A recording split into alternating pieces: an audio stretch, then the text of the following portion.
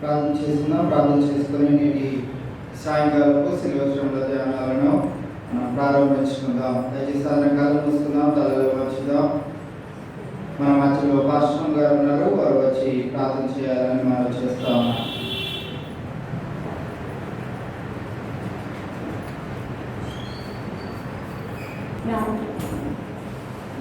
అతి మిత్రులుగా ప్రేమించిన మా పనులు తండ్రి వేసురాలు ఈ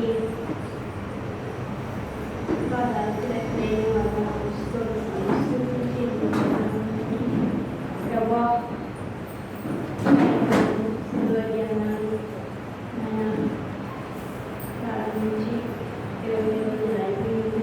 ఆయన 20 రోజులు ఆయా వ్యక్తుల ద్వారా మీరు మనతో మాట్లాడేదండి.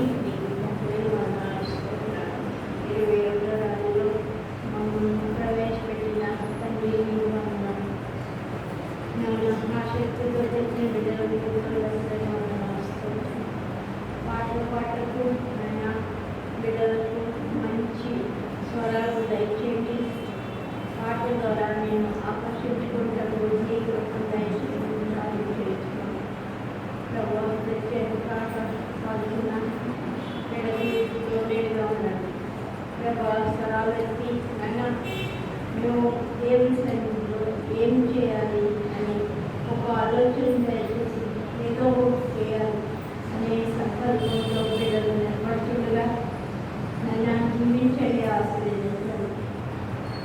రాజేశ్వరి చెప్పబోయే వాక్యంలో మీరు పిల్లలు ఆత్మచేత నటించండి. పిల్లలు ఆత్మతో మీరు భరించి చేస్తున్నాను. బట్టి మీ జీవాకులు ఇచ్చుండగా అది భరించేటట్టుగా మీరు దయచేసి మెరగందించుకున్నాను. గ్రహించే హృదయాన్ని గౌరవ జీవితాన్ని నాకు మాకు దయచేసి ఈ 21 రోజులు మా జీవితాల్లో ఆశీర్వాదకరంగా ఉంచి మీరే మహిమాగంతా పొందాలి. నా ప్రభువును రక్షకునైన యేసుక్రీస్తు పరిశుద్ధ నామములో మిత్రులు వినయపూర్వకంగా వేడుకుంటున్నాను తండ్రి.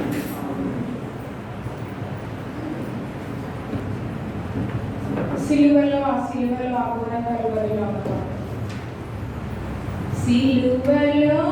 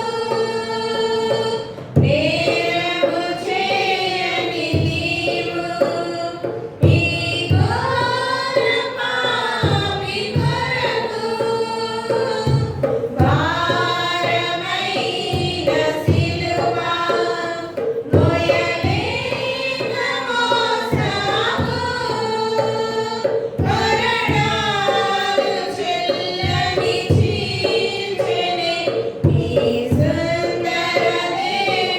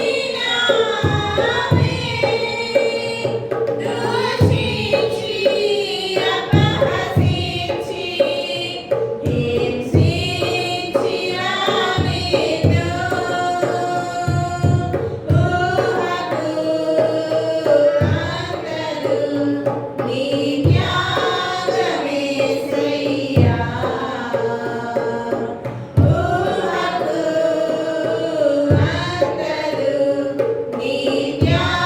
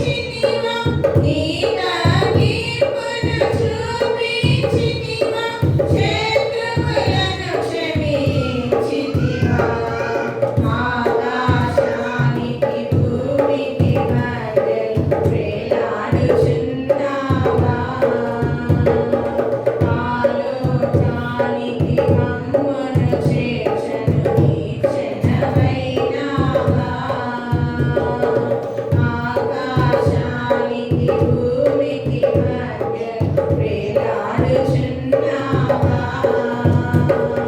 మాలో గాలికి మమ్మును చేర్చని నిచ్చెనవైనావా యేసు గొర్రె పిల్లన నేను వరకు తేబడిన గొర్రె పిల్లను యేసు గొర్రె పిల్లను నేను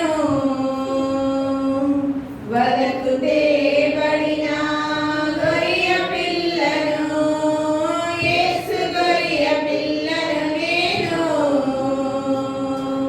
వరకు తేబడిన గొర్రె పిల్లను దినదినము చనిపోవచ్చున్నాను యేసుక్రీస్తులో బ్రతుకుచున్నాను దినదినము చనిపోవచ్చున్నాను యేసుక్రీస్తులో బ్రతుకుచున్నాను యేసు గొర్రె పిల్లను నేను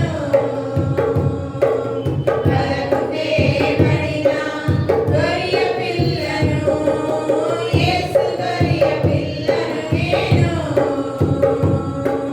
వరకు తేబడిన గొర్రె పిల్లను నా తలపై గొర్రె వృక్షమడినవి నా తలంపులు ఏడుస్తున్నవి నా మోమున ఉమ్మి వేయబడినది నా చూపులు తలదించుకున్నవి నా తలపై గొర్రె వృక్షమడినవి నా తలంపులు ఏడుస్తున్నవి నా మోమున ఉమ్మి వేయబడినది నా చూపులు తలదించుకున్నవి యేసు గొర్రె పిల్లను నేను వరకు తేబడిన గొర్రె పిల్లను యేసు గొర్రె పిల్లను నేను వరకు తేబడిన గొర్రె పిల్లను నా చేతులు సంకెళ్ళు పడినవి నా వ్రాతలు చెరిగిపోతున్నవి నా కాళ్ళకు మేకులు దిగబడినవి నా నడకలు రక్తసిక్తమైనవి నా చేతులు సంకెళ్ళు పడినవి నా వ్రాతలు చెరిగిపోతున్నవి నా కాళ్ళకు మేకులు దిగబడినవి నా నడకలు రక్తసిక్తమైనవి యేసు గొర్రె పిల్లను నేను వరకు తేబడిన గొర్రె పిల్లను యేసు గొర్రె పిల్లను నేను వరకు తేబడిన గొర్రె పిల్లను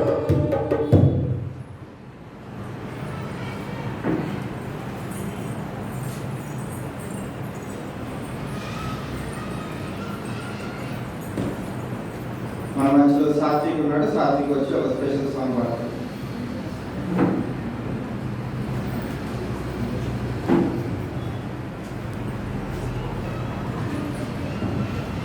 Come, bless the Lord, all ye servants of the Lord. You stand by night in the house of the Lord. Lift up your hands in the holy place and bless the Lord and bless the Lord. Taste and that the Lord is good. Taste and the Lord is good. Taste and the Lord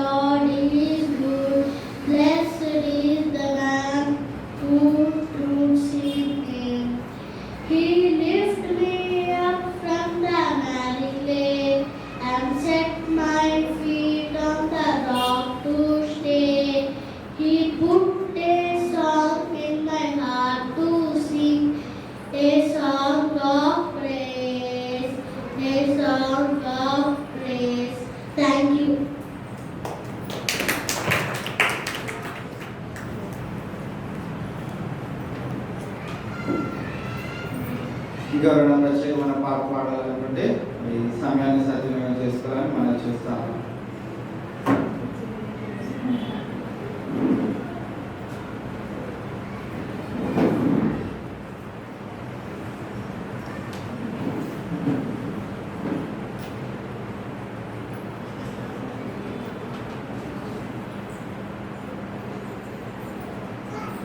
ఎవరు లేనట్లయితే నేను ఒక పల్లవి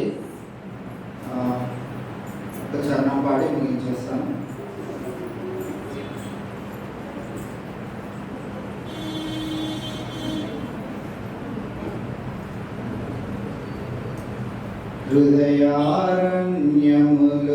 హృదయారణ్యములోనే కృంగిన సమయములో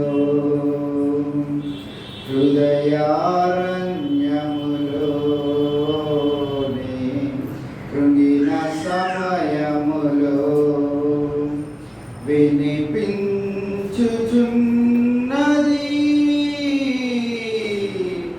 కేక నాకు కేక నాకు కేక నాకు కేక నాకు నాకు బలము ఉన్నంత వరకు నమ్మలేదు నా యేసుని. నాకు బలము ఉన్నంత వరకు మలేదు నా యేసుని. బలమంతా పోయాక బలమంతా పోయాక వెంబడించాను నా యేసుని. వినిపించుచున్నది కేక నాకు కేక నాకు. నాకు స్వరము ఉన్నంత వరకు పాడలేదు నీ గీతములు.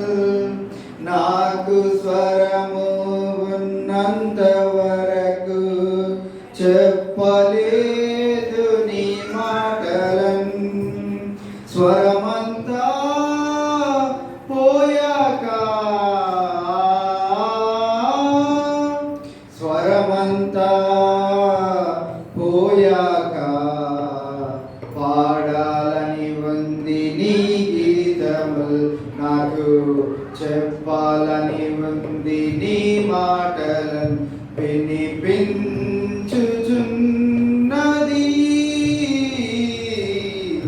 కేక నాకు కేక నాకు. కాలు చేతులు ఉన్నంత వరకు చెయ్యలేదు నీ కార్యములు. కాలు చేతులు ఉన్నంత వరకు చెయ్యలేదు నీ కార్యములు. కృంగిపోతిని నా ప్రభువా, కృంగిపోతిని నా ప్రభువా. లేవనెత్తయ్యా ఈ పాపిని నీవు, లేవనెత్తయ్యా ఈ పాపిని. వినిపించుచున్నది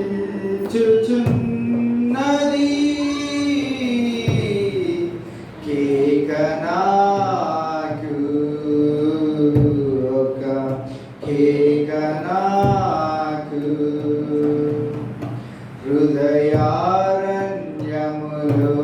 హృదయారణ్యములోని కృంగిన సమయములో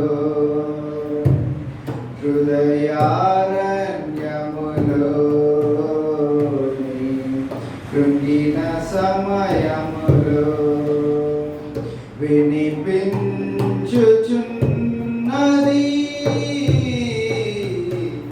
కేక నాకు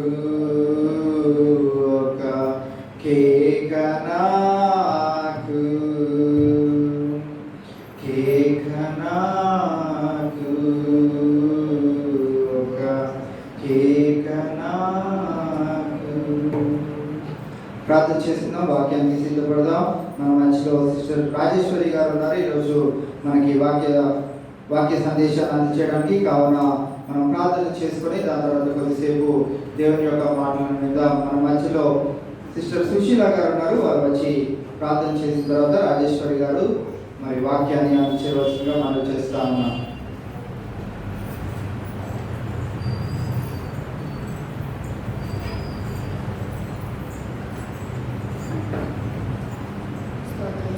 స్తోత్రం యేసయ్య తండ్రి.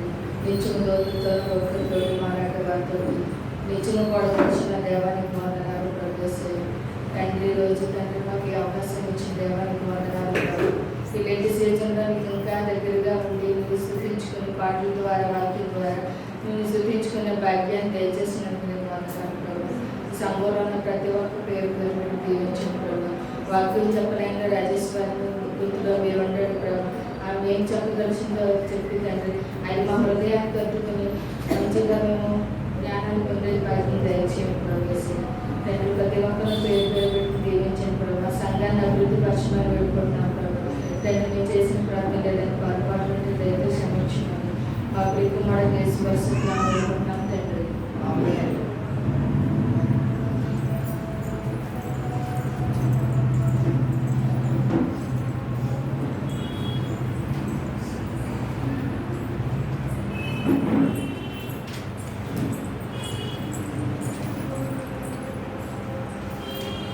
ప్రభువైన యేసుక్రీస్తు నామమున మీ అందరికీ వందనాలండి. లెంట్ డేస్ 20 దినాలు అయిపోయినాయి. ఈరోజు 21వ దినము. ఈ దినములకు వాక్యాన్ని అందించడానికి నాకు ఇచ్చినటువంటి ఈ సమయాన్ని బట్టి మీ అందరికీ ప్రత్యేకమైన వందనాలు. లెంట్ డేస్ ఎందుకు జరుపుకుంటామంటే ఎక్కువగా దేవుని సన్నిధికి వచ్చి దేవునికి ఇంకా దగ్గరగా ఎలా ఉండాలి, ఇంకా మనం ఏ విధంగా మార్పు చెంది దేవుల్లో నడవాలి అనే విషయాలు కొన్ని తెలుసుకుంటాము. అయితే ఈరోజు నేను చెప్పేటటువంటి వాక్యము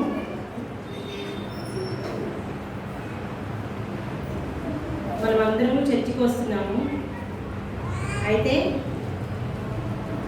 దేవుళ్ళో ఎంతవరకు ఇంకా ఎదగాలి, ఎలా తగ్గించుకోవాలి, ఎలా మార్పు చెంది దేవునికి దగ్గరగా జీవించాలి అనే విషయాలు కొన్ని తెలుసుకున్నాం. బైబిల్ గ్రంథంలో నుంచి ఫిలిప్పీలకు రాసినటువంటి పత్రిక 2వ అధ్యాయము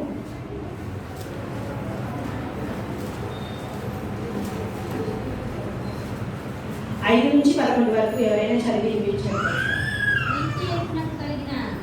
ఈ మనసును మీరు కలిగి ఉండి ఆయన దేవుని స్వరూపం కలిగిన వాడై ఉండి దేవునితో సమానంగా ఉండగా విడిచిపెట్టకూడని భాగ్యమని ఎంచుకొనలేదు కానీ మనుషుల పోలికగా పుట్టి దాసుని స్వరూపము ధరించుకొని తను తానే రిక్తునిగా చేసుకొని మరియు ఆయన ఆకారమందు మనుషుడిగా కనబడి మరణం పొందినంతగా అనగా సింహ మరణం పొందినంతగా విధేయత చూపిన వాడై తను తాను తగ్గించుకొని అందుచేతను పరలోకమందున్న వారిలో కానీ భూమి మీద ఉన్న వారిలో కానీ భూమి కింద ఉన్న వారిలో కానీ ప్రతి వాని మోకాలను యేసునామమున మోగినట్లును ప్రతి వాని నాలుకయు తండ్రి అయిన దేవుని మహిమార్థమై యేసుక్రీస్తు ప్రభు అని ఒప్పుకొనినట్లును దేవుడు ఆయనను అధికముగా రక్షించి ప్రతి నామమునకు పరిణామమును ఆయనకు అనుగ్రహించెను. ఈ వాక్యంలో చూసినట్లయితే ఫస్ట్గా 2వ అధ్యాయము 5వ వచనంలో చూద్దాం. క్రీస్తు యేసునకు కలిగిన ఈ మనస్సును మీరును కలిగి ఉండుడి. యేసుక్రీస్తు ప్రభు వారికి ఎలాంటి మనసు ఉంది? ప్రేమించే మనసు, క్షమించే గుణము, తగ్గించుకునేటటువంటి మనసు, ఇంకా ఇతరులకు మంచి చేయాలి, సహాయం చేయాలి, అంతేగా. ఇంకా స్వస్థపరచాలి అంటే ఎవరికైనా ఏదైనా అనారోగ్యం ఉంటే వాళ్ళని మంచి ఆరోగ్యవంతులుగా చేయాలని, ఇంకా ప్రేమ, సహనము, ఓర్పు, సేవాగుణము, తర్వాత ఇంకా సమాధానము. ఇవన్నీ కూడా మనం ఎవరిలో చూడొచ్చు? ఇన్ని క్వాలిటీస్ ఉన్న వాళ్ళు ఎవరైనా ఉన్నారంటే ఒక్క దేవుడే. అది కూడా ఎలా చెప్పగలుగుతున్నాం దేవునికి ఉందని అంటే మనం చాలా చోట్ల చూస్తున్నాం దేవుని వాక్యంలో. క్రీస్తు యేసునకు కలిగిన ఈ మనసు మీరును కలిగి ఉండుడి.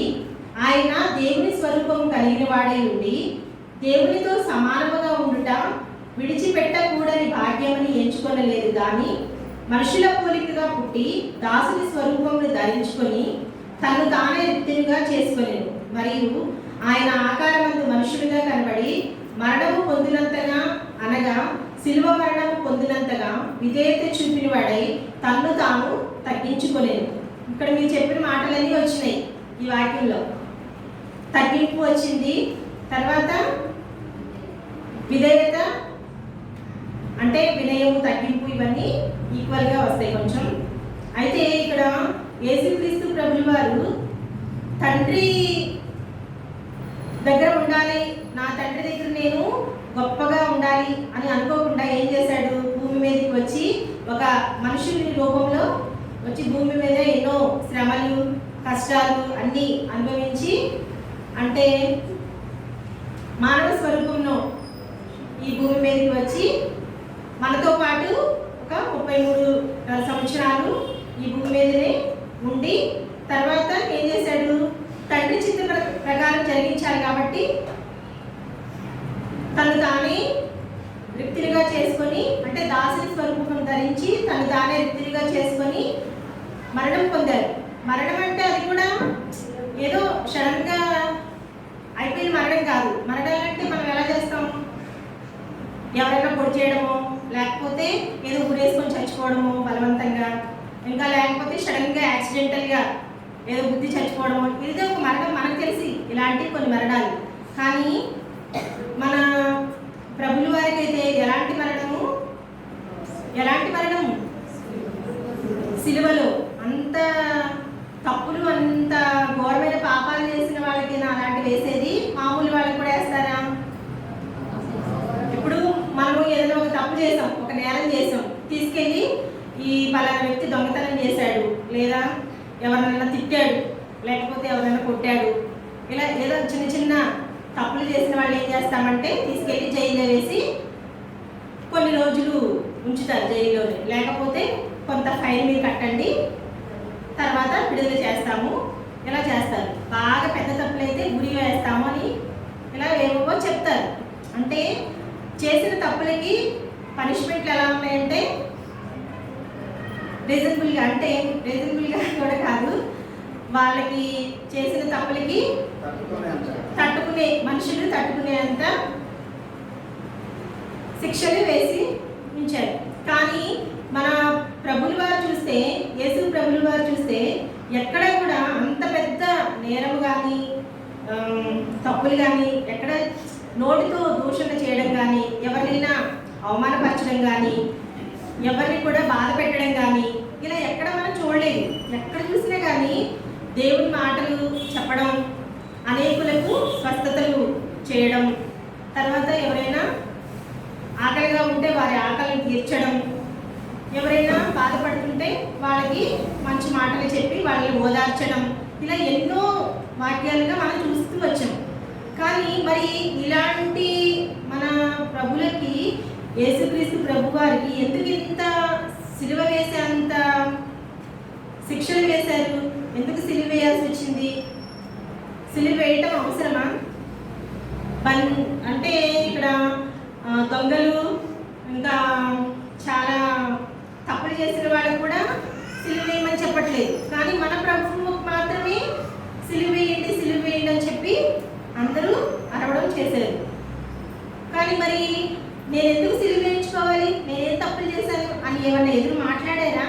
మనమైతే ఒక చిన్న దెబ్బ కొడుతుంటే నేనేం తప్పు చేసామని నన్నే కొడుతున్నావు, ఇలా ఏదో ఒకటి మనం మాట్లాడేస్తాం. పిల్లలు కూడా అంతే అంటారు. ఇద్దరుంటే పెద్దవాడు చిన్నవాడు ఇద్దరు కొట్టుకుంటారు, కానీ పెద్దవాడు నేను ఎక్కువ కొడతాను. ఎందుకు?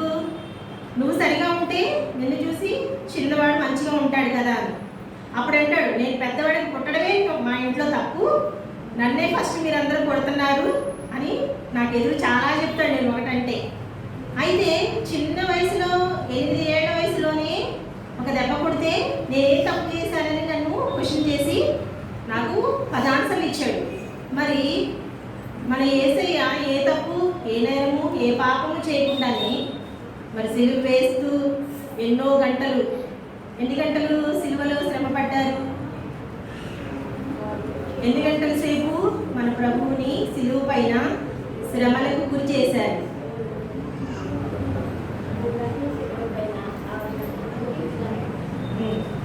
సిలువ పైన 3 గంటలు, తర్వాత 6 గంటలు.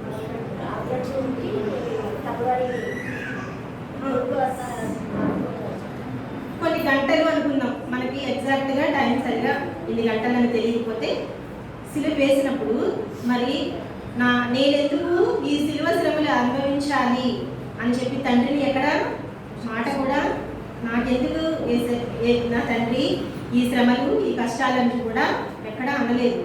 మరి వాళ్ళు హింసిస్తుంటే ఏమంటారు? తండ్రి వీరేమి చేస్తున్నారో వీరికి తెలియదు, తెలిసి చేయట్లేదు, వీళ్ళు తెలియక చేస్తున్నారు కాబట్టి వీళ్ళని క్షమించు. మరి అంతటి క్షమాగుణం దేవుడు మనలో ఉందా? దేవుడు మనకి ఇచ్చాడా? ఇచ్చాడు, కానీ మనము ఆ టైంకి మనము ఆ మాటలు మనం పలకం. మనుషులుగా మానవత్వం ఉన్న ప్రతి ఒక్కరికి కూడా మనకి ప్రేమ గురించి తెలుసు, క్షమాగుణం తెలుసు, వినయ విధేయతలు తెలుసు, ఎంతో కొంత జ్ఞానంతో మనకి అన్ని విషయాలు కొంతవరకైనా తెలుసు, కానీ మనం వాటిని అనుసరించట్లేదు. అందుకే దేవుడికి దగ్గరగా ఉండటం అంటే, దేవుడి మందిరానికి నేను రోజు వెళ్తున్నాను కదా, దేవుడికి నేను రోజు చాలా దగ్గర అయిపోతున్నానేమో అనుకుంటాం, కానీ దగ్గరగా అవ్వట్లా. ఆ తర్వాత దేవుడి వాక్యాన్ని నేను బాగా స్పీడ్గా రిఫరెన్స్లు తీసి చదివేస్తున్నాను. నేను చాలా దగ్గరగా ఉన్న, అంతకంటే ఫస్ట్ నేనే ఉన్నాను అని నేను అనుకుంటున్నాను, కానీ నేను దగ్గరగా ఉన్నట్టు కాదు. దేవుడికి దగ్గర అవ్వడం అంటే పాటలు పాడితేనో, వాక్యం చదివితేనో, దేవుడి మందిరానికి అందరికన్నా ఫస్ట్ వస్తేనో, లేకపోతే దేవుడి పనులు చక్కగా అన్నీ చేసేస్తున్నాను కాబట్టి నేను చాలా దేవుడికి దగ్గరగా ఉన్నాను అని చెప్పి ఇలా అనుకోకుండా మనము ఎలా ఉండాలంట? ఫస్ట్ వర్డ్లోనే ఉంది, 5వ వచనంలో ఏంటి? క్రీస్తు యేసునకు కలిగిన ఈ మనస్సు మీరును కలిగి ఉండుడి. ఈ మనస్సు అంటే ఈ పనులన్నీ చేయడం ఒక ఎత్తు అయితే, మనసుని కలిగి ఉండండి అంటున్నాడు. మనసు అంటే ఏ మనసు? క్షమించే మనసు, తగ్గించుకునే మనసు, వినయ విధేయతలు కలిగి ఉండే మనసు, ఇంకా దేవునితో చెప్పండి, సహవాసం కలిగి ఉండే మనసు, ఇంకా క్షమించే మనసు అందరికీ ఉంది.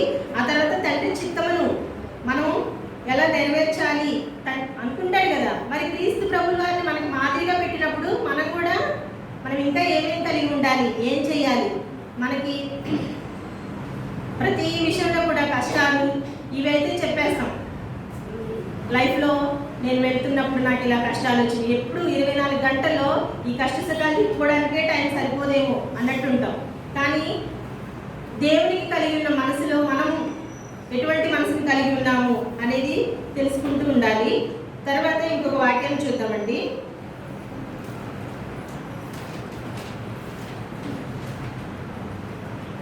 ఒకటో పేతురు 5వ అధ్యాయము 5వ వచనం.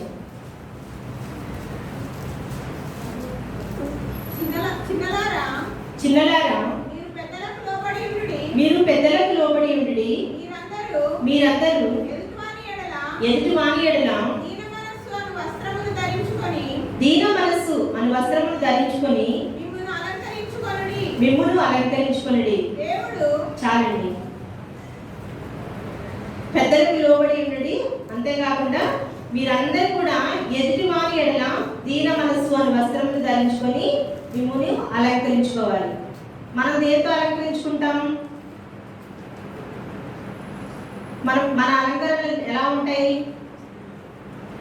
ఎదుటివారికి నేనే చాలా అందంగా కనిపించాలి, నావే అందరికన్నా మంచి బట్టలు ఉండాలి, నేను వేసుకున్నటువంటి నగలు ఇంకొకరు వేసుకోవద్దు, ఇలాంటి అలంకరణలు మనం లోకానుసారంగా చూస్తాం. కానీ ఇక్కడ వాక్యంలో ఏమంటుంది? దీన మనసు. మనసులో కూడా ఎలాంటి మనసు? దీనం అంటే హయ్యాలోన చాలా తగ్గించుకునేటటువంటి మనసు.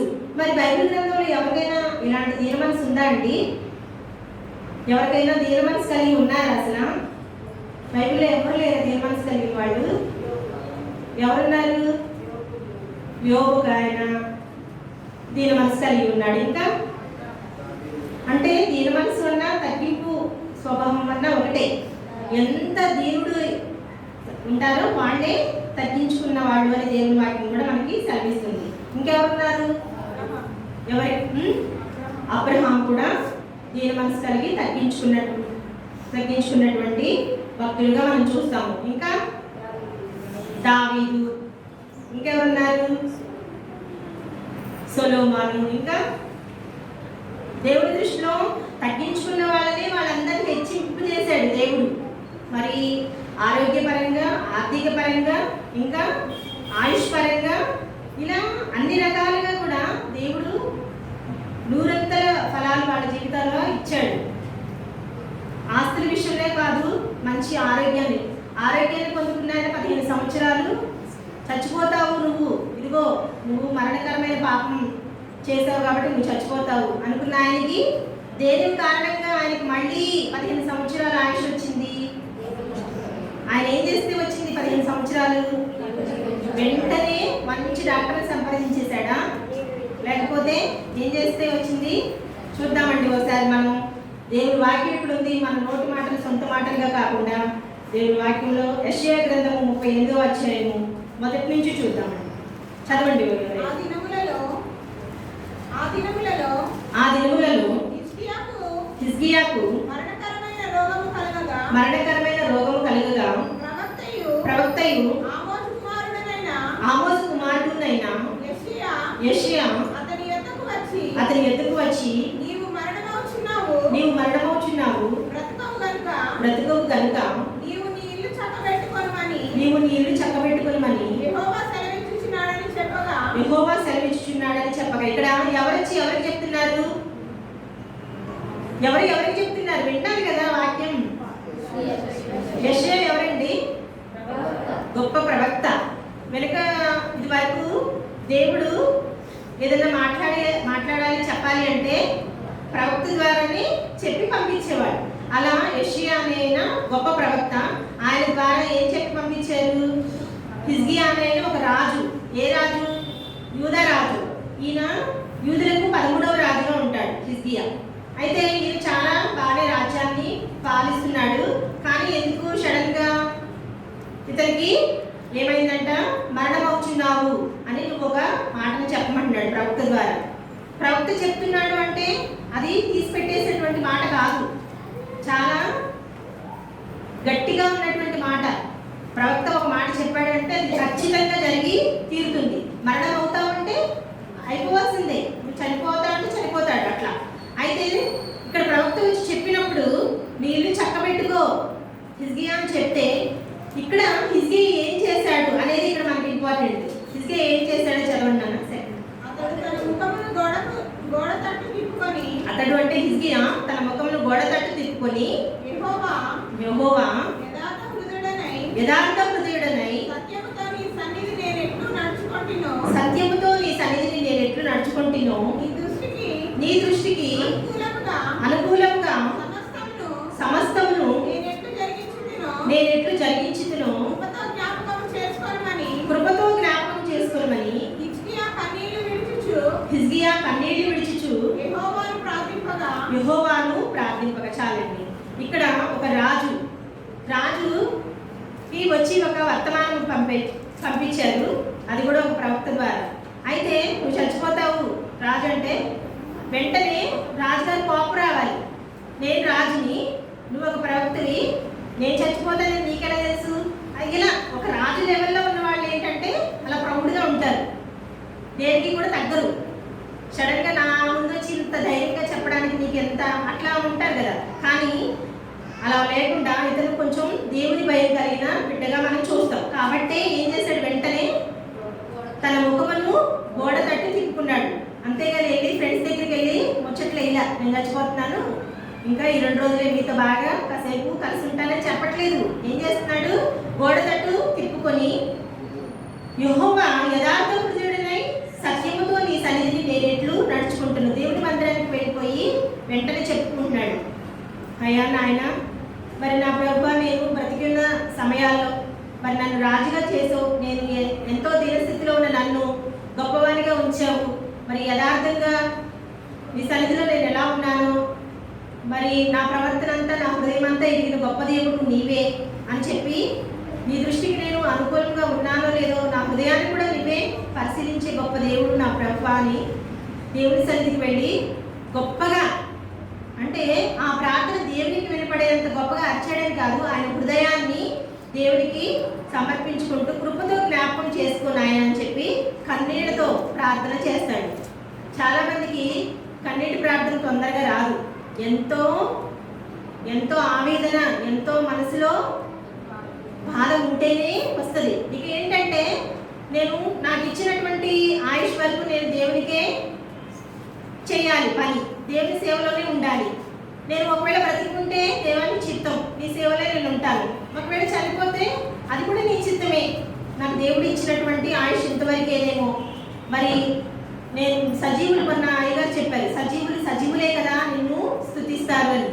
మరి బ్రతికి ఉంటే మనం దేవునికి ఇంకా ఏదైనా సేవను చేయగలుగుతాం, చనిపోతే మనం ఏమి చేయలేదు కదా.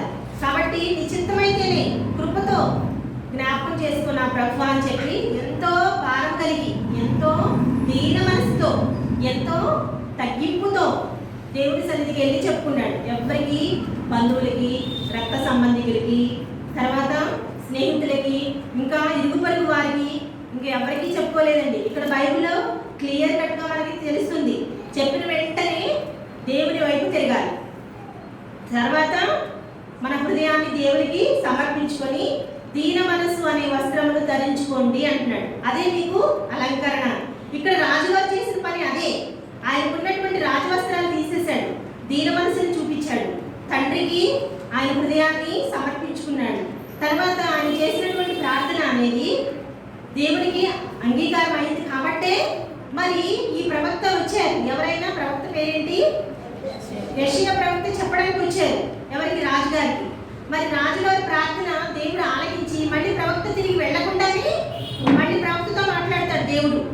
యెషయా, నేను హిజ్కియా ప్రార్థన విన్నాను, ఆయన మనవులు, ఆయన విన్నపములు, ఆయన తగ్గింపు, ఆయన దీన మనసు, ఆయన యథార్థత, ఆయన చేసినటువంటి ప్రార్థన నా హృదయంలో, నా చెవులకు వచ్చింది.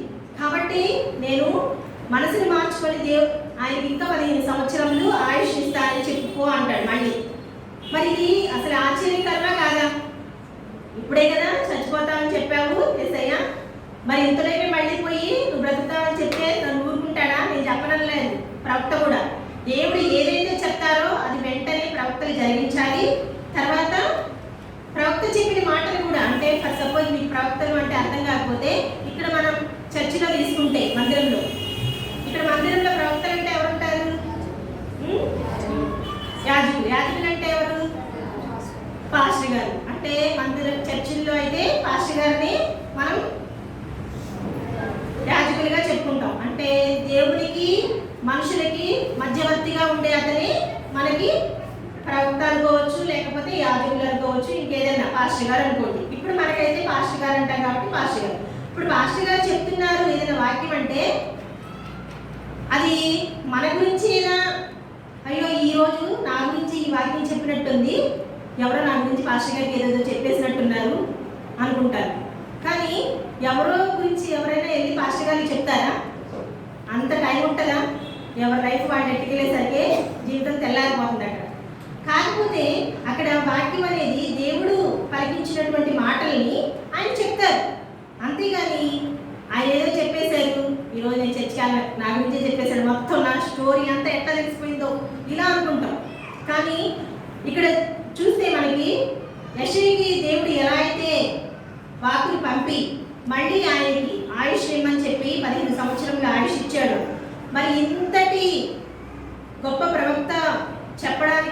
ఏంటంటే దేవుడు ఇచ్చినటువంటి మాట అది ఎలా ఉంటామని తప్పకుండా చెప్పాలి. ఆయన బాధ్యత ఆయన నెరవేర్చేశాడు. కానీ ఇక్కడ రాజు కూడా చాలా తగ్గింపు స్వభావాన్ని మనం చూస్తాం. దీన మనస్సు ఇక్కడ మనం చూసుకున్నాం కదా, ఏమని మీరు దీన మనస్సు అనే వస్త్రములు ధరించుకొని మిమ్మల్ని మీరు అలంకరించుకోండి. ఇది ఎవరికి దీన మనస్సు? ఇక్కడ ఎవరికి వచ్చింది ఇక్కడ దీన మనస్సు? హిజ్కియా దీన మనస్సు కలిగి ఉన్నాడా లేదా ఇప్పుడు? కాబట్టి ఆయనకు మరలా 15 సంవత్సరముల ఆయుష్ను పొందుకున్నారు. కాబట్టి మనం ఏదైనా దేవుని సన్నిధిలో అడిగేటప్పుడు ఎలా ఉండాలంట? దీన మనసు కలిగి దేవుణ్ణి అడగాలి. ఈ లక్షణాలు ఇలాంటి మనసు ఎవరికి ఉన్నది? మన యేసుక్రీస్తు ప్రభుల వారికే ఉన్నది. అందుకే ఆయన మాదిరిగా మనకి పంపాడు ఈ లోకానికి తండ్రి. ఎందుకు వచ్చారు? జీసస్ ఎందుకు రావాలి అసలు ఇక్కడికి? మనకి ఏమీ తెలియదు, మనం ఎలా ఉండాలో తెలియదు, ఏం మాట్లాడాలో తెలియదు, ఎలా నడవాలో తెలియదు, తర్వాత మనం ఇతరులతో ఎలాంటి విషయాల్లో మనము వాళ్ళతో మంచి స్నేహభావం కలిగి ఉండాలి, మన పిల్లలు ఎలా పెంచుకోవాలి, మనము తండ్రి లాగున ఇప్పుడు తండ్రి చిత్తముని నేను నెరవేరుస్తున్నానని చెప్పి కుమారుడు అంటాడు. అలాగే ఇప్పుడు యేసుక్రీస్తు ప్రభుల వారు మనకి మాదిరి. అంటే మనము తండ్రిని అనుసరించిన కుమారుడు ఏ విధంగా అనుసరించాడో మనము క్రీస్తు ప్రభుల వారిని అనుసరించాలి. ఆయన ఏం చేశారు వచ్చి 33.5 సంవత్సరాలు భూమి మీద ఉండి ఏమేం చేశారండి? చెప్పుకున్నాం కదా ఇప్పుడే. వినయ విధేయతలు కలిగి ఉండటం, ప్రేమను చూపించడం, క్షమించే గుణము, తగ్గించుకోవడం, ఇవన్నీ మనం చెప్పుకోవడం వరకే కాకుండా జీవితంలో కూడా అనుసరించే వాళ్ళగా కూడా ఉండాలి. ఇంకా ఎవరున్నారు ఇలా దీన మనసు కలిగి తగ్గించుకున్నటువంటి వారిలో? ఇంకా బైబిల్ గ్రంథంలో ఇంకా ఎవరైనా ఉన్నారండి? పాత నిబంధనలో ఒక స్త్రీని కూడా చూద్దాం. ఎవరెవడ పేరు చెప్పగలరా? తగ్గించుకొని హన్నా కదండి. హన్నాని ఒకసారి చూద్దామండి. 1వ సమూయేలు గ్రంథము 2వ అధ్యాయము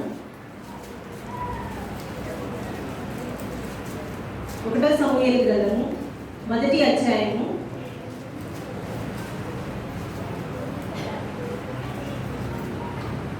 9వ వచనం నుంచి చదువు.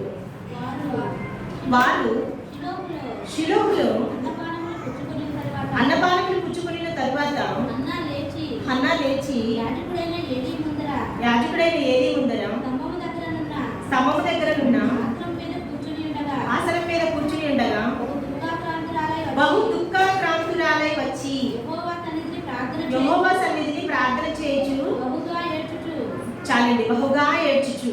బహు దుఃఖాక్రాంతురాలై దేవుని సన్నిధిలో వచ్చి బహుగా ఏడుస్తుంది. హన్నా ఎవరు అసలు? హన్నా ఎవరు? ఎల్కానా అనే ఒక అతనికి భార్య. అయితే ఎల్కానాకి హన్నా ఒకటే భార్య, 2 భార్యలు ఉన్నారు. అప్పట్లో ఇవన్నీ కామన్. 2 ఉండని, సొలొమోను గారికి 1000 మంది ఉండని, అవి ఎవరు పట్టించుకోవద్దు మనం, ఎందుకంటే ఉన్నారు సరే. అయితే ఈ 2 భార్యల్లో ఒక భార్యకి పిల్లలు ఉన్నారు, ఒక భార్యకి పిల్లలు లేరు. ఎవరావిడ? పెళ్ళిన ఆమెకి చక్కగా కూతుళ్ళు, కుమారులు, కొడుకులు అందరూ ఉన్నారు. కానీ హన్నాకి మాత్రం లేదు. వెనుకట్లో పిల్లలు లేకపోతే ఏమంటారు అంటే గొడ్రాలు. అదొక మంచి వర్డ్ అనుకోవాలో మరి ఏమనుకోవాలో తెలియదు, ఒక మంచి పేరు పెట్టారు అప్పట్లో పిల్లలు లేకపోతే. ఇప్పుడైతే ఆ పేరు లేదు, అంతా డెవలప్ అయిపోయింది కాబట్టి ఎలాంటి వాళ్ళకైనా ట్రీట్మెంట్ చేసి పిల్లలు పుట్టే అవకాశాలు వచ్చేస్తున్నాయి. సరే, ఈ హన్నాకి పిల్లలు లేకపోతే ఎవరికి చులకనగా కనిపిస్తుంది ఈవిడ? పెనిన్నాకి, అంతే కదా. మొగుడు కొట్టినందుకు కాదు, సామెత ఉంది కదా, కొన్ని పెద్దవాళ్ళు చెప్పే అవును మనకి తెలుస్తుంది. అయితే ఆవిడ సూటిగా పొట్టిగా ఏదో మాటలు అంటా ఉంటుందంట. పిల్లలు లేదు, నువ్వు కొంచెం ఇబ్బందికరంగానే ఉంటాయి అమ్మాయిల మాటలు చెప్పాలంటే. అమ్మాయిలకే బాధ కలుగుతాయి కూడా. అలాగే కొంత కోపం కలిగిస్తూ కొంత బాధపరుస్తూ ఉంది ఎవరిని? హన్నాని. అయితే భర్త మాత్రం ఏమంటున్నాడు? బాగా ప్రేమిస్తాడు ఆమె. కాబట్టి నీకు 10 మంది కుమారుల కంటే నేను నీకు గొప్ప కాదా? ఎందుకలా భోజనం చేయకుండా ఉంటావు? నేనేమైనా అంటే నువ్వు బాధపడాలి, కానీ ఎవరో అన్న మాటలకి ఎందుకు ఇలా ఓదార్చుతున్నాడు. కానీ ఆమె ఇంకను కూడా పెళ్ళిన మాటలకి చాలా బాధపడుతూనే వస్తుంది. ఇలా ప్రతి సంవత్సరం కూడా వాళ్ళు ఒక మందిరానికి వెళ్తారు. షిలోహులో ఉన్నటువంటి ఒక మందిరానికి వెళ్ళి దేవునికి అర్పణలు చేస్తారు. అందరితో పాటు మరి ఇద్దరు భార్యలు వెళ్ళాలి కాబట్టి హన్నా కూడా వెళ్తుంది. అయితే ప్రతిసారి ఈ పెళ్ళిన అనే మాటలకి ఆమెలో ఆమె కుమిలిపోతూ హన్నా ఏం చేస్తుంది అంటే చివరికి బహు దుఃఖాక్రాంతురాలై వచ్చి యెహోవా సన్నిధిని ప్రార్థన చేస్తూ బహుగా ఏడుస్తుంది. ఆమె చేసినటువంటి ప్రార్థన ఏంటో ఒకసారి చదువుదామండి. 11వ వచనం. సైన్యములకు అధిపతి యెహోవా నీ సేవకురాలైన నాకు కలిగి ఉన్న శ్రమను చూచి నీ సేవకురాలైన నన్ను మరొక జ్ఞాపకం చేసుకొని నీ సేవకురాలైన నాకు మగపిల్లను దయచేసిన ఎడల వాని తల మీదికి క్షౌరపు కత్తి ఎన్నటికీ రానియక వాడు బ్రతుకు దినములన్నిటను నేను వారిని యెహోవానగు నీకు అప్పగింతును. చూసారండి ఎంత అన్నా తగ్గించుకొని నీ సేవకురాలను అంటామా? మనము సేవకురాలు అనే మాట అంటామా? మనం ఎప్పుడు కూడా అన్ని మెరిట్సే కోరుకుంటాం. సేవకులము లేకపోతే ఇలాంటి పని, చిన్న పని, పెద్ద పని అట్లాంటివి మనము చెప్పం. అన్నీ కూడా చిన్నవాళ్ళైనా కానీ అన్ని గొప్పగా ఉండేటట్టే చెప్తాం. ఇక్కడ దేవుని సన్నిధిలో ఆమె చెప్తుంది, నీ సేవకురాలిని నేను ఎందుకు పనికిరాని దాన్ని, దేవా నీ సన్నిధిలో నేను ఎంతగానో తగ్గించుకొని నా తండ్రి నా భర్త కన్నా ముఖ్యంగా నీకే చెప్పుకుంటున్నానని చెప్పి తండ్రికి చెప్పుకుంది. యేసు ప్రభు వారు హృదయాన్ని ఎరిగినటువంటి గొప్ప దేవుడు కనుక, ఆమె మనసుని తెలుసుకున్నటువంటి గొప్ప దేవుడు కనుక ఆమెకు ఉన్నటువంటి నిందలు తొలగించడానికి ఏం చేస్తారంటే హన్నాని దర్శించి ఆమెకి గర్భాన్ని తెరవాలని చెప్పి అక్కడ కూడా ఉంటారు కదా ఎవరు యాజకులైనా ఏది ద్వారా చెప్పిస్తారు. అలాగే ఇక్కడ మనకి ఏదైనా కానీ దేవుని సన్నిధికి వెళ్ళినప్పుడు ఎలాంటి మనసు ఉండాలి? హన్నాలాగా తగ్గించుకునే మనసు ఉండాలి, హిజ్కియాలాగా దీన మనసు, తగ్గింపు మనసు, విధేయత కలిగిన మనసు ఉండాలి. ఇలా ప్రతి ఒక్కరు కూడా మన బైబిల్లో చూసుకుంటూ ఉండాలి. ప్రతి విషయంలో ఎవరు ఏ విధంగా ఉన్నారో వాళ్ళని మనము అనుసరిస్తున్నామా లేదా అని చెప్పి తెలుసుకుంటూ దేవుని సన్నిధిలో ఇంకా ముందుకు వెళ్ళాలని ప్రతి ఒక్కరిని కోరుకుంటున్నాను. దేవుడి ఇచ్చిన వాక్యాన్ని దీవించుగారు.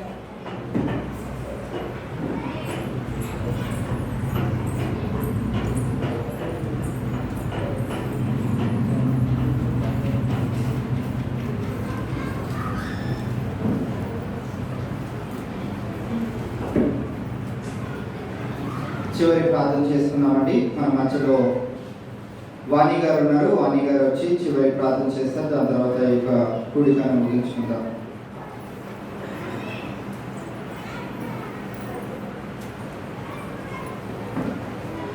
ఆకాశములను సృష్టించిన దేవానికి వందనాలు, స్తోత్రాలు తండ్రి. నాయన ఈ శిలో శ్రమ దినాల్లో ప్రభువుని తలపోచుకుంటూ నాయన మిమ్మల్ని జ్ఞాపకం చేసుకుంటూ నాయన అయా మీ కట్టడలను అనుసరించు నాయన ఈ విధంగా ఉండగా నాయన మీరు గొప్ప సహాయం చేస్తున్న దేవుడు ప్రభువానికి వందనాలు, స్తోత్రాలు నాయన. అదే రీతిగా మరి ప్రభు ఈ శిలో శ్రమ దినాలు నాయన 21వ దినాన్ని ఇచ్చిన దేవుడు ప్రభువానికి వందనాలు, స్తోత్రాలు నాయన. అయ్యా నేను కూడా ప్రభా అంతా కూడా ప్రభా అయ్యా నాయన ఈ వాటిని వినటానికి నీవు ఇచ్చిన కృపను బట్టి ప్రభువానికి వందనాలు, స్తోత్రాలు తండ్రి. నాయన పాటల ద్వారా మీరు మహిమ పొంది ఉన్నారు తండ్రి, నీకు వందనాలు, స్తోత్రాలు తండ్రి. అయ్యా అదే రీతిగా నాయన అయ్యా మా రాజేశ్వరు ద్వారా నాయన మీరు మాట్లాడిన ప్రతి మాటను బట్టి ప్రభువానికి వందనాలు, స్తోత్రాలు నాయన. అవును ప్రభా ఈ హిజ్కియా మా ముందుంచావు ప్రభువానికి స్తోత్రాలు తండ్రి. నాయన తను కన్నీరు కాచినప్పుడు నాయన ఆయుష్ను పొడిగించిన దేవుడు ప్రభువానికి స్తోత్రాలు అయ్యా. అయ్యా మరి దీన మనసు గల వారిని మా ముందుంచావు ప్రభువానికి స్తోత్రాలు తండ్రి. ఆ రీతిగా మేము నడుచుకున్నట్టు నీ కృప దయచేయండి నాయన. అయ్యా నీకు వందనాలు, స్తోత్రాలు తండ్రి. నాయన చివరిగా నాయన అన్నాను మా ముందు చిన్న దేవుడు ప్రభువానికి స్తోత్రాలు అయ్యా. అన్నా నాయన ఎంతో నీ సన్నిధిలో మూలుగుచూ ప్రార్థించింది ప్రభువానికి స్తోత్రాలు నాయన. గొప్ప దేవానికి వందనాలు, స్తోత్రాలు చెల్లించుకుంటున్నాం నాయన.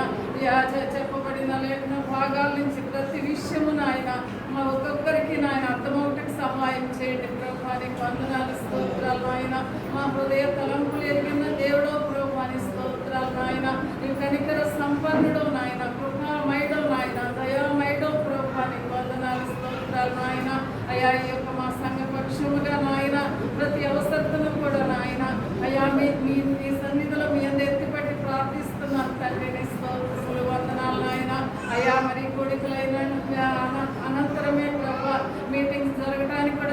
దయచేయండి ప్రభా నీకు వందనాలు స్తోత్రాలు నాయన. అయా అయా వాక్యం చెప్పబడిన బిడ్డ కుటుంబాన్ని కూడా మీరు ఆశీర్వదించండి ప్రభా నీకు వందనాలు స్తోత్రాలు నాయన. అయా మరి ఈ దినాన మేము వచ్చిన కారణం నేను వచ్చిన కారణం కూడా నాకు తెలుసు ప్రభా నీ స్తోత్రాలు నాయన.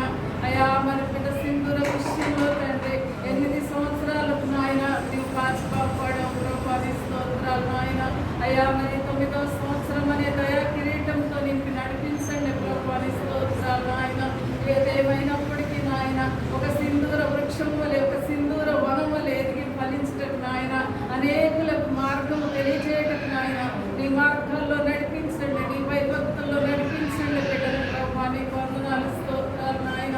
నా సంత మీరై ఉన్నారు ప్రభా.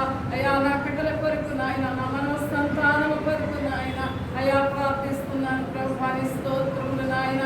నీ యందు వర్తిల్లాలి ప్రభా నీ స్తోత్రాలు. నీ నామానికి మహిమ రావాలి ప్రభా నీ స్తోత్రాలు నాయన. అయా ద్వారా మన సత్యవర్తన విషయమై కూడా ప్రార్థిస్తున్నాను తండ్రి నీ స్తోత్రాలు నాయన. అయా బిడ్డ ఒంటరిగా ఉంటున్నప్పటికీ నాయన అయా భాష రాని దేశంలో ఉంటున్నప్పటికీ నాయన నీ ఎంతో ధైర్యపాత్మ ఇచ్చి నడిపిస్తున్న తండ్రి మీకు వందనాలు స్తోత్రాలు చెల్లించుకుంటున్నాను నాయన. అయా అయా గొప్ప దేవుడో ప్రభు దేవాది దేవ. అయా తల్లి మరిచిన తండ్రి విడిచిన నాయన నీ విడిచెడబాసే దేవుడు కాదు ప్రభు అని స్తోత్రాలు అయ్యా. మరి నెలాఖరులో ప్రభు నా పక్షాన కూడా నాయన అయా నా ఆశను కూడా మీరు తీర్చిన దేవుడు అయి ఉన్నారు ప్రభు నీకు వందనాలు స్తోత్రాలు అయ్యా. మీ కార్యములు ఎంతో గొప్పవి నాయన అయ్యా వర్ణింప శక్యము కానీ ప్రభు అని స్తోత్రాలు వందనాలు చెల్లించుకున్నాను నాయన. నేను రామే తండ్రి అయ్యా మరి నాయన వచ్చిన సంఘ బిడ్డలందరినీ కూడా జ్ఞాపకం చేసుకుని మీ దీవులతో నింపి నడిపింప చేయండి తండ్రి. అయ్యా మీకు వేలాది వందనాలు కోట్లాను కోట్ల కృతజ్ఞతాస్తుతులు చెల్లించుకుంటున్నాయన. అనుకురాని యోగ్యురాని నాయన అయ్యా నా నలిగి విరిగిన హృదయంతో మిమ్మల్ని స్తుతించుకుంటూ మిమ్మల్ని గనపరుచుకుంటూ మిమ్మల్ని మహిమపరుచుకుంటూ నాయన మిమ్మల్ని ఆరాధించుకుంటూ నాయన నన్ను నేను తగ్గించుకుంటూ ప్రభా మీ నామాన్ని హెచ్చిస్తూ త్వరలో రాని యేసుక్రీస్తుని నా బట్టి ప్రభు మీకు తిరిగి వేడుకున్నాడు వేడుకున్నాను తండ్రి. ఆమేన్.